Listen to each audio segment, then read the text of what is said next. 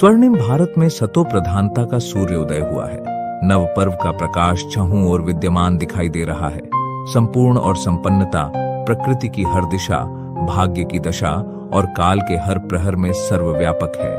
दिव्यता और पवित्रता चरित्रों की अविभाजक अंग है। अस्तित्व में है तेजस्वी ओजस का सूर्य जो आभा मंडल में दीप्तिमान है। प्रकृति की सुंदर दिव्य रचना हर भाग में सतो प्रधानता की खुशबू बिखेर रही है। इस स्वर्णिम प्रकृति के मंडल में प्राण शक्ति का प्रवाह चैतन्यता और दिव्यता प्रसारित कर रहा है। इसमें बसा है एक स्वर्णिम सतो प्रधान राज्य जिसमें रहते हैं 16 कला संपूर्ण सर्वगुण संपन्न देवी देवता, जो श्रृंगारित है संपूर्ण पवित्रता और दिव्यता से, जहां शांति और सुख की असीम प्रहर है, जहां हर छटा में रूहानियत है, प्रकृति सेवक है, हर क्षेत्र समृद्धि से संपन्न है और हर प्राणी में मित्रता है। वहां स्थापित है स्वर्णिम विश्व महाजराजन का अद्भुत रत्न जड़ित महल, जो सारी नगरी का मुख्य श्रृंगार है, जिसके चहु ओर देवताएं विचरण कर रहे हैं और अपनी दिव्यता का प्रसरण कर रहे हैं। यह दृश्य मन को भाव विभोर कर रहा है। उस रत्न जड़ित महल में एक सुंदर दिव्य शिशु का योग बल से जन्म हुआ है।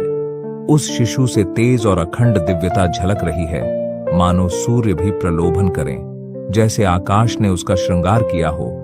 नेत्रों में नूर समाया है और चेहरा जैसे ब्रह्मांड की सुंदरता। उसकी शिशु अवस्था में उसका पालन पोषण माता पिता और दास दासियों से निरंतर हो रहा है। उसके स्वभाव में संपूर्ण शांति, निरागस और हर्षित मुक्ता है। उसका पालना हीरे मोतियों से सजा है, जिससे मधुरता का संगीत उसे लुभाए हुए रखता है। जैसे जैसे उसकी आयु की वृद्धि होती है, वो अब बाल अवस्था में आता है और विचरण करना शुरू करता है। उसका जागना और उसके कुछ बाल मित्र भी हैं, जिनके साथ वो दिव्यता से खेल भी खेलता है, जिसमें सच्ची मित्रता का खुशबू समाई है। प्रकृति उसकी निरंतर हर अभिलाषा को पूर्ण करती है सेवक के रूप में। हर प्राणी से भी वो मित्रता करता है। उसके लालन पालन में संपूर्ण शालीनता समाई है। उसके राजाई पहनावे खूब प्रकार है, जो हर प्रहर में दासियां उसके लिए लाती है। धरनी पर उसके पैरों के लिए फूलों की शालीन रखी है। उसके मंडल में प्रकृति से भी सुंदर ओजस की शोभा दिखाई देती है। उसकी अब बाल शिक्षा भी प्रारंभ होती है, जिसमें उसके अंदर समाहित संपूर्ण और संपन्न विभिन्न कलाओं जैसे चित्रकला, संगीत, लेखन आदि को आकार दिया जाता है। हर कला का वो बहुत सहज रीति अध्ययन करता है और उसमें बहुत दिव्यता से पारंगत भी होता है।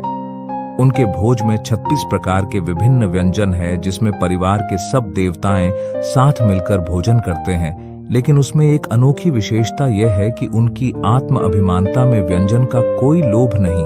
उनकी संतुष्टता के गुण के कारण थोड़ा ही अन्न वो ग्रहण करते हैं। बालक अब धीरे धीरे युवा अवस्था की ओर बढ़ रहा है, जिसमें उसकी दिव्यता में और निखरता आती है।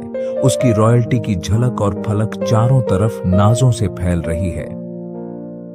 जब वो प्रकृति के सानिध्य या उसके राजमहल के विशाल स्वर्णिम बगीचे में धुन बजाता है, तो उसके लिए प्रकृति विभिन्न दृश्यों का प्रदर्शन करती है। उस मनोरम संगीत से चारों तरफ के प्राणी उसके निकट आकर बैठते हैं। ध्वनि की गूंज से सूक्ष्म प्रकाश का प्रवाह सर्व को एकत्रित करता है।